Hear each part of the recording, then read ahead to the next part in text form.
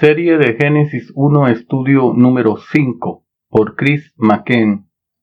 Buenas noches y bienvenidos al estudio bíblico de E-Bible Fellowship en el libro del Génesis. Esta noche es el estudio número 5 de Génesis capítulo 1 y vamos a leer Génesis capítulo 1 versículos 1 al 5. En el principio creó Dios los cielos y la tierra estaba sin forma y vacía, y las tinieblas estaban sobre la faz del abismo, y el Espíritu de Dios se movía sobre la faz de las aguas. Y dijo Dios: sea la luz, y fue la luz. Y vio Dios que la luz era buena, y separó Dios la luz de las tinieblas, y llamó Dios a la luz día, y a las tinieblas llamó noche, y fue la tarde y la mañana un día. Dejaré de leer aquí. Estuvimos viendo esto en nuestro último estudio y vimos que las dos palabras hebreas traducidas como sin forma, Strong 8414, y la palabra traducida como vacía, Strong 922, solo se pueden encontrar 3 veces. En realidad, la palabra vacía, Strong 922, solo se encuentra 3 veces en todo el Antiguo Testamento, y en cada lugar que se la encuentra, la otra palabra hebrea, Strong 8414, está en el contexto. Al estar usando estas dos mismas palabras solamente 3 veces en todo el Antiguo Testamento, Dios está uniendo los versículos, y cuando miramos a estos versículos, encontramos que en Jeremías 4, versículo 23, está en el contexto del juicio sobre Judá, lo que a su vez apunta espiritualmente al juicio sobre las iglesias en el tiempo del fin. E Isaías 34, versículo 11, está en el contexto del juicio sobre el mundo. Esto es interesante y nos preguntamos por qué Dios une estos 3 versículos. ¿Por qué Dios une la gran tribulación con Génesis 1, versículo 2, al comienzo de la creación, cuando todo estaba sin forma y vacío? ¿Por qué Dios vincula el día del juicio ilustrado en Isaías 34, versículo 11, con el comienzo de la creación? Dios es el que vincula estas cosas, no soy yo ni E-Bible. Por cierto, algunas personas han dicho, quizá con buenas intenciones, ¿por qué no miramos otros temas? ¿Por qué siempre estamos hablando sobre el juicio sobre las iglesias y el juicio sobre el mundo o acerca del final? ¿Por qué no hablamos de otras cosas? Pero hemos hecho exactamente eso, ¿no es cierto? Fuimos a través de Génesis 1, versículo 1, y al estudiarlo palabra por palabra, estuvimos hablando de la creación. Pero ahora hemos llegado a Génesis 1, versículo 2, y estudiamos cada palabra, y eso es lo que debemos hacer, y es lo que cualquier estudiante de la Biblia debe hacer. Y cuando estudiamos las palabras traducidas como sin forma y vacía, ¿a dónde nos llevó? Nos llevó a pasajes que hablan del amor de Dios y de su maravilloso plan para el Hijo de Dios y cosas buenas y felices. No lo hizo. Seguimos la metodología de comparar las Escrituras con las Escrituras y fuimos dirigidos a Jeremías 4, un capítulo donde Dios está señalando que su pueblo no sabe nada y que son hijos ignorantes y no entendidos y que su ira estaba sobre ellos. Luego fuimos dirigidos a la mitad de otro capítulo en Isaías 34, donde Dios habla de que los cielos se disolverán y se enrollarán como un libro, y caerá todo su ejército como se cae el higo de la higuera, y así sucesivamente. Verá, está bien que las personas digan, bueno, queremos hablar sobre otras cosas, pero estamos en esta posición conjuntamente cuando estudiamos la Biblia. ¿Qué debemos hacer cuando la Biblia nos guía en esta dirección? Aquí estamos simplemente ocupándonos de nuestro propio asunto, por así decirlo, y estamos siguiendo una parte de la Biblia que uno pensaría que no tendría nada que ver con el fin, sino con el principio, aunque Dios sí lo dice porque Él declara el fin desde el principio. Entonces, estábamos viendo la creación y ese es un tema aceptable con las iglesias y otros. Nadie se molesta si se habla de la creación. Eso no los disturba, pero mientras lo hacíamos, no nos llevó mucho tiempo ver que las palabras traducidas como sin forma y como vacía solo se encontraban aquí y también en Jeremías 4 e Isaías 34. ¿Debemos ignorar esto? ¿Qué vamos a hacer? Fue la dirección y la guía de la Biblia lo que nos llevó a una discusión sobre los asuntos del tiempo del fin. Si vamos a ser estudiantes honestos de la Biblia, tenemos que ir a donde nos guía la Biblia. Entonces vayamos a Isaías 34, donde dice en el versículo 4, y todo el ejército de los cielos se disolverá. Luego continúa diciendo en Isaías 34, versículos 8 al 11, porque es día de venganza de Jehová, año de retribuciones en el pleito de Sión, y sus arroyos se convertirán en brea y su polvo en azufre, y su tierra en brea ardiente. No se apagará de noche ni de día, perpetuamente subirá su humo, de generación en generación será asolada, nunca jamás pasará nadie por ella.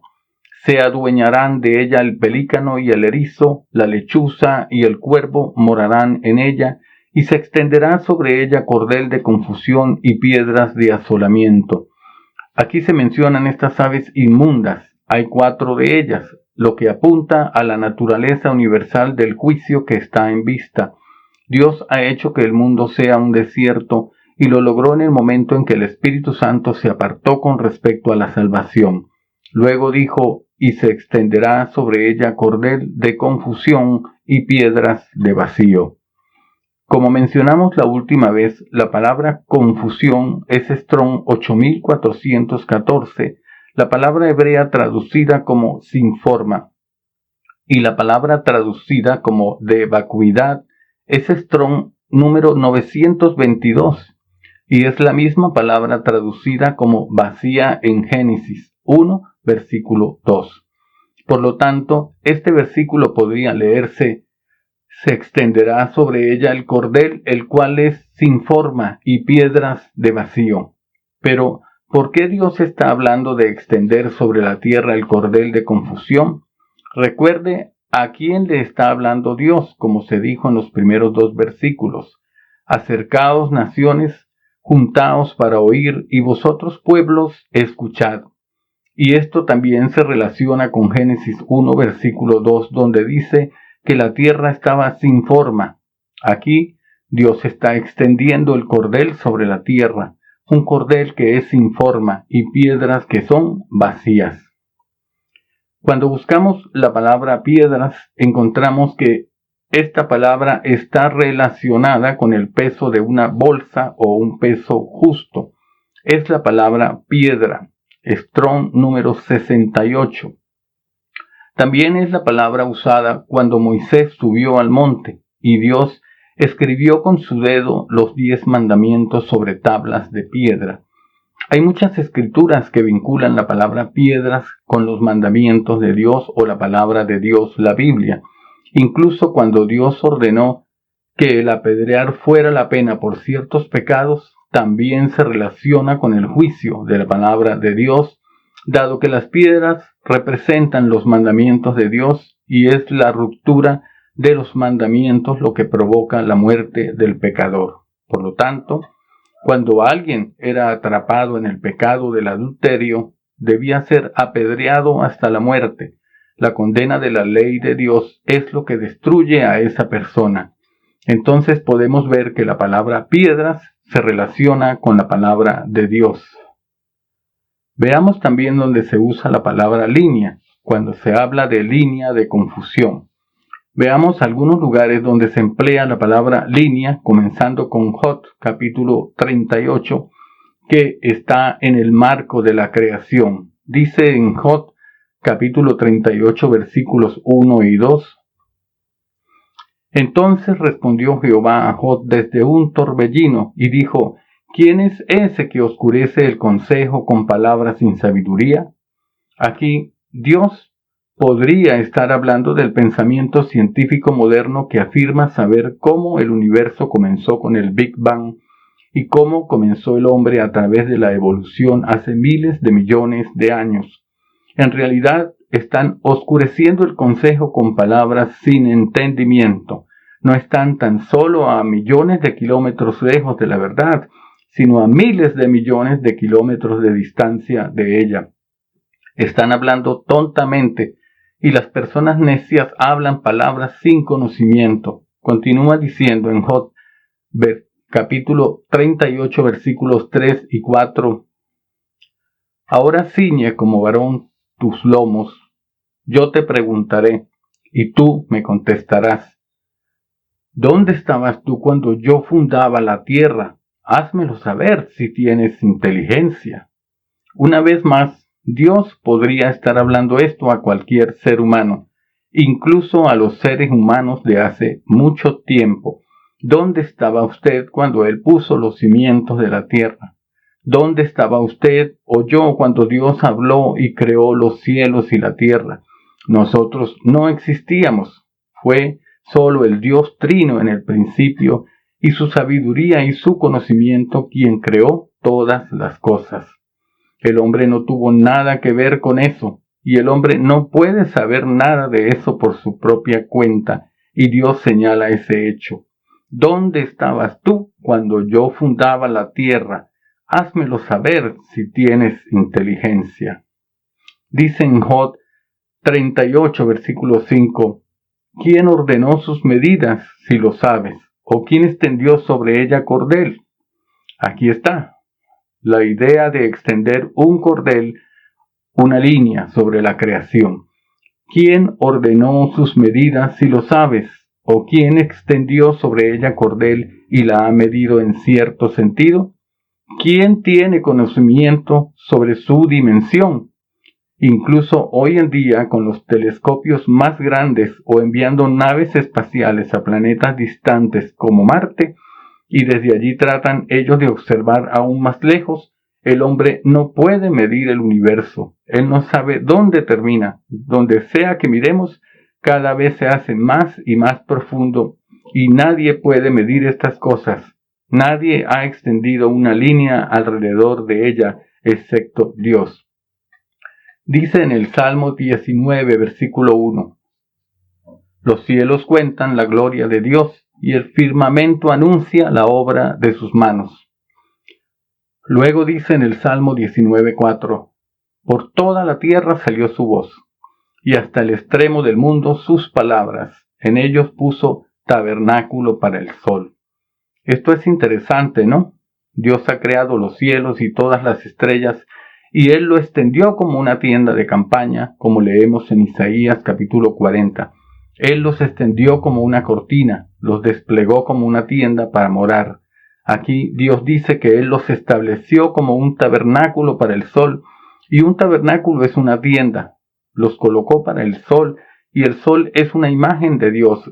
Es como si toda la extensión de este gran universo no fuera más que una tienda para que Dios more. Y el sol que se encuentra en los cielos es una imagen de Dios que habita en su tienda. Y también están todas las estrellas. Dios dice del cielo nuevo y de la tierra nueva que Él habitará con su pueblo, a quienes Él asemeja a las estrellas de los cielos. En Isaías capítulo 28, Dios relaciona directamente esta palabra cordel o línea con la palabra de Dios al decir en Isaías 28, versículos 9-10, ¿a quién se enseñará ciencia o a quién se hará entender doctrina? ¿A los destetados? ¿A los arrancados de los pechos? Porque mandamiento tras mandamiento, mandato sobre mandato, renglón tras renglón, línea sobre línea, un poquito allí, otro poquito allá. Esto está hablando de la palabra de Dios y de los estatutos y preceptos de la Biblia. Luego dice en Isaías capítulo 28 versículo 17, y ajustaré el juicio a cordel y a nivel la justicia.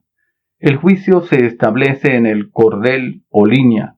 Así es como aprendemos acerca del juicio de Dios a través de las Escrituras. línea por línea, porque él revela que ha traído juicios sobre las iglesias y congregaciones después de casi 2000 años. Y línea por línea, Dios revela que trajo juicios sobre el mundo el 21 de mayo del 2011, exactamente 7000 años después del diluvio. Veamos también Lamentaciones capítulo 2 versículo 8. Jehová determinó destruir el muro de la hija de Sión. En este contexto, la hija de Sión es una referencia a la iglesia corporativa y el muro es la pared que ellos construyeron sin una base adecuada. No usaron el mortero adecuado espiritualmente y no es el muro de salvación que Dios ha construido como se lo describe en Nehemías, mas es un muro con el cual las iglesias se han envuelto. Y Dios propuso destruir el muro de la hija de Sión. Ha extendido una línea, no ha quitado su mano de la destrucción y por lo tanto continúa diciendo en Lamentaciones capítulo 2 versículo 8, extendió el cordel, no retrajo su mano de la destrucción, hizo pues que se lamentara el antemuro y el muro, fueron desolados juntamente. De nuevo, el juicio se impone al cordel, y Dios está destruyendo el muro de Sión, lo cual Él ha hecho en nuestro tiempo al destruir la idea de que aún exista salvación dentro de las iglesias. Su muro es un completo escombro, se ha terminado. Los elegidos de Dios se dieron cuenta de eso porque Jehová le extendió el cordel de juicio. Miremos a Segunda de Reyes, y creo que esto nos ayudará a comprender Isaías 34. Dice en Segunda Reyes 21, versículos 10 al 13. Habló pues Jehová por medio de sus siervos, los profetas, diciendo: por cuanto Manasés, rey de Judá, ha hecho estas abominaciones, y ha hecho más mal que todo lo que hicieron los amorreos que fueron antes de él, y también ha hecho pecar a Judá con sus ídolos, por tanto, así ha dicho Jehová, el Dios de Israel. He aquí yo traigo tal mal sobre Jerusalén y sobre Judá, que al que lo oyere le retiñirán ambos oídos, y extenderé sobre Jerusalén el cordel de Samaria y la plomada de la casa de Acab, y limpiaré a Jerusalén como se limpia un plato que se friega y se vuelve boca abajo. Observe la primera parte de Segundo de Reyes 21, versículo 13, donde dice: y extenderé sobre Jerusalén el cordel de Samaria y la plomada de la casa de Acab. ¿Qué está diciendo Dios? Él está hablando de traer juicio sobre Judá, pero ya ha juzgado a Samaria, que es Israel al norte. Él los juzgó a través de los asirios, y ahora va a juzgar a Judá por los babilonios. Sin embargo, él está haciendo referencia a extender el cordel de Samaria sobre Jerusalén, y esto significa que va a traer sobre Judá un juicio similar al que trajo a Samaria. Si tomamos esa idea y volvemos a Isaías 34, versículo 11, donde Dios dijo que extendería sobre la tierra un cordel que es sin forma y piedras de vacuidad, vemos que Dios en su ira y juicio ha vuelto la tierra a su condición anterior que estaba en vista desde el principio cuando Dios la creó por primera vez. Ese era un tiempo en que la substancia estaba allí, pero era un tiempo de oscuridad, como leemos en Génesis 1, versículo 2. Era un tiempo en que las aguas aún no estaban separadas. Dios no había separado las aguas de arriba de las aguas de abajo, y no había acorralado las aguas en los mares, ni había establecido los límites que no podían pasar. Las aguas estaban en todas partes, y la oscuridad estaba en todas partes al principio, cuando Dios hizo la tierra por primera vez. Eso es lo que está haciendo aquí. Permítame decirlo de otra manera. El juicio de Dios sobre el pecado en el día de su ira ha colocado al mundo en la posición de su creación original. Podemos ver eso a través del lenguaje de sin forma y vacía. Y Dios es quien vinculó Génesis 1, versículo 2 con estos otros dos versículos con respecto al juicio sobre las iglesias y el juicio sobre el mundo. Pero, ¿por qué? ¿Qué razón podría él tener al hacer eso? ¿Por qué habla del día del juicio como un tiempo de restauración de la creación original? Bueno, hagamos la pregunta. ¿Qué es lo que le sigue al día del juicio? La respuesta es los nuevos cielos y la nueva tierra, una creación nueva. Por lo tanto, el juicio de Dios coloca a la tierra nuevamente en posición de ser operada. Históricamente, a partir de este punto en Génesis 1, versículo 2, Dios trabajaría con esa substancia por 6 días para crear.